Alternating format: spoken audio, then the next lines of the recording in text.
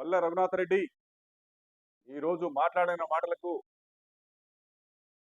మీరు అన్నిటికీ సిద్ధమే కదా?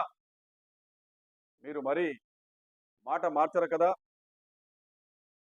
దీనికి కట్టుబడి ఉంటారు కదా? నీవు అడిగిన అన్ని ప్రశ్నలకు సమాధానం చెప్పేకి నేను రెడీగా ఉన్నా. మీరు కూడా రెడీగా ఉండండి. నేను విత్ ఆధారాలు, విత్ ఎవిడెన్స్ సహా నేను చర్చకు సిద్ధంగా ఉన్నా. మీరు కూడా చర్చకు సిద్ధంగా ఉండండి. మీరు స్థాయి గురించి మాట్లాడారు నిన్న. మీ స్థాయిని మీరే దిగజార్చుకునే విధంగా మాట్లాడినారు. మీరు 2016లో ఐడి మినిస్టర్గా ఉన్నప్పుడు నాతో భాగస్వామ్యంగా చేరినప్పుడు మీకు స్థాయి గుర్తు రాలేదా? ఆ రోజు నీ స్థాయి ఏం దిగజారిందా? ఆ రోజు కనపలేదా నీకు? అదే కాకుండా మీ డాక్యుమెంట్లు అయితే అన్ని కరెక్ట్ అంటావు. నా పేపరు నేను అన్ని కరెక్టే, నేను చేపించిండేటివి, నేను సంతకాలు పెట్టిండేటివి అన్ని కరెక్టే అంటావు. నా దగ్గరికి వచ్చే లోపల, నా డాక్యుమెంట్లు వచ్చే లోపల అన్ని నకిలీ పత్రాలు, నకిలీ రెజల్యూషన్ చేసుకున్నా అంటావు. 6 మంది డైరెక్టర్లు అంటావు. 6 మంది కాదయా, 7 మంది ఉండేది డైరెక్టర్లు. మనము ఫస్ట్ నలుగురము, తర్వాత మీరు అమ్మిన వాళ్ళు 2 జాయిన్ అయినారు, మళ్ళీ తర్వాత వాళ్ళు ఒకరు జాయిన్ చేసుకున్నారు. 7 డైరెక్టర్లు. 7 డైరెక్టర్లు సంతకం పెట్టలేదు అంటావు. నేను ఒక్కడే పెట్టుకున్నాడు అంటున్నావు. సరే, నీ మాట ప్రకారమే నేను అవన్నీ విత్ ఎవిడెన్స్ సహా తీసుకుని, అది ఎలా అంటే ఆర్టీఐ కింద కోరిన డాక్యుమెంట్లతో సహా, మీరు చేసిన నకిలీ పత్రాలతో సహా అన్ని ఎవిడెన్స్ తీసుకొని వస్తా చర్చకు. మీరు కూడా సిద్ధంగా, మాట మార్చకుండా చర్చకు రావాలని చెప్పి నేను తెలియజేస్తున్నా. అదే కాకుండా మీరు చెప్పారు, గౌరవ సిట్టింగ్ జడ్జిలతో సిట్ ఏర్పాటు చేయండి అని చెప్పి. నేను సిద్ధంగా ఉన్న దానికి. గౌరవ సిట్టింగ్ జడ్జిలతో సిట్టు ఏపిస్తే నేను ఆధారాలతో సహా వస్తా. అదే కాకుండా మీడియా మిత్రులతో ఒక డెబిట్ ప్రోగ్రాం పెడదాం. సిట్టింగ్ జడ్జిలు ఒక పక్క, తర్వాత ఒక కమిటీ అన్నావు, ఆ కమిటీ నీ కమిటీనే తీసుకో. దాంట్లోనే మన బీసీ, ఎస్టీ, ఎస్సీ, మైనార్టీ వర్గాలను కూడా ఒక పక్క కూర్చోబెడదాం. మీడియా మిత్రులు ఒక పక్క, నేను ఒక పక్క, నువ్వు ఒక పక్క, విత్ ఎవిడెన్స్ సహా చర్చకు కూర్చున్నాం. నీ ఆధారాలు నువ్వు నిరూపించు, నా ఆధారాలు నేను నిరూపిస్తా. అక్కడ నువ్వు సత్యులుడా, నేను సత్యులుడా అనేది నిజాలు మనం నిర్ధారణ కమిటీ ముందర ఉంచుదాం. అది ఎవరనేది తెలుస్తుంది.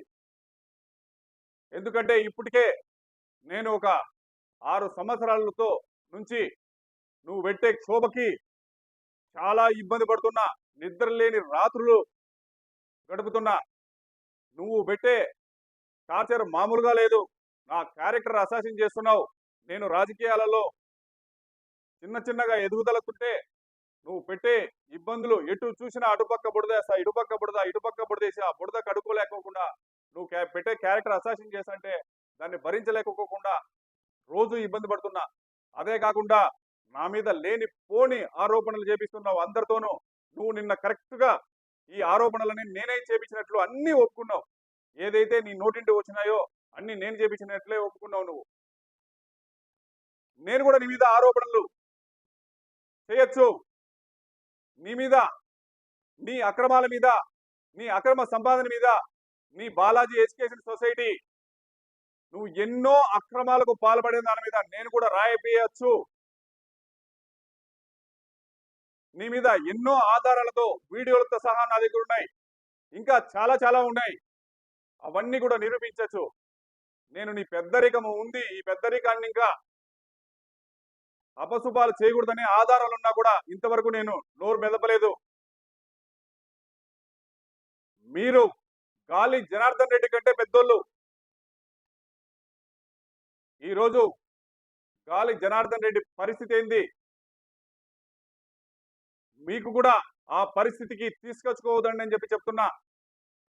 అదే కాకుండా నేను కాకోకుండా నా లాంటి బడుగు బలహీన వర్గాలని ఎంతో మందిని ఉసురు పోసుకున్నావు నువ్వు. నిన్న 3 రోజుల కిందటే ఆలమూరు దగ్గరికి వెళితే ఒక ఎస్సీ అతను మనోవేదన గురై చనిపోవడం జరిగింది. వెళ్ళి కావాలంటే విచారించండి. ఎప్పుడో సీలింగ్ యాక్ట్ లో భూములు ఇస్తే నువ్వు ఆ భూములన్నీ గుంజుకుంటావు. నా మీద లేనిపాని ఆరోపణలు చేస్తున్నావు. ఈ తెల్ల పేపర్ చూపించే ఆధారాలు అంటావు. లేనిపోని ఆరోపణలు చేస్తున్నావు. దీనికంతటికీ పోలీస్ స్టాప్ పడాలంటే నువ్వు మాట ఏదైతే మాట్లాడినావో నువ్వు ఆ మాట మీద నిలబడితే ఖచ్చితంగా నీకైనా మంచిది, నాకైనా మంచిదని చెప్పి నేను తెలియజేస్తున్నాను. ఇంకొక మాట మాట్లాడినావు. నువ్వు నా నీతి నిజాయితీ నిరూపించుకోలేనప్పుడు రాజకీయ సన్యాసాన్ని తీసుకుంటానని చెప్పి నువ్వు ఖచ్చితంగా నిరూపించుకోవాలి. లేనప్పుడు రాజకీయ సన్యాసానికి సిద్ధంగా ఉండు. ఎందుకంటే నాలాంటి బడుగు బలహీన వర్గాలు రాజకీయంగా ఎదగాలి అంటే నువ్వు పెట్టే మానసిక క్షోభకు, నువ్వు పెట్టే టార్చర్ అల్లాటప్పగలేదు. నిజంగా నీలాంటి వాళ్ళు రాజకీయ సన్యాసం తీసుకుండేకి ఖచ్చితంగా నువ్వు అర్హుడువే. ఇంకొక విషయము, నేను ఈ చిట్టాతో నువ్వు ఏదైతే ఉందో నువ్వు చేసిన అక్రమాలు, ఆరోపణలు ఇవన్నీ నేను త్వరలోనే గౌరవ ముఖ్యమంత్రి వర్యులు నారా చంద్రబాబు నాయుడు గారిని, అలాగే మంత్రివర్యులు డిప్యూటీ సీఎం పవన్ కళ్యాణ్ గారిని, అలాగే గౌరవ మంత్రివర్యులు నారా లోకేష్ గారిని కూడా త్వరలోనే కలుస్తాను. నేను ఇదివరలోనే నా నిజాయితీ ఏమనేది నేను ఇంతకు ముందే పుట్టపర్తిలో కలెక్టర్ గారికి, ఎస్పీ గారికి నిజాలు నిగ్గు తేల్చమని చెప్పి నేను ఇదివరలోనే మొత్తం ఇచ్చాను. స్టేట్ అధికారులకు కూడా ఇచ్చాను. ఇవన్నీ కూడా నేను ఖచ్చితంగా నిరూపించుకోవడానికి నేను సిద్ధంగా ఉన్నా. నువ్వు కూడా సిద్ధంగా ఉండాలని చెప్పి తెలియజేసుకుంటున్నా.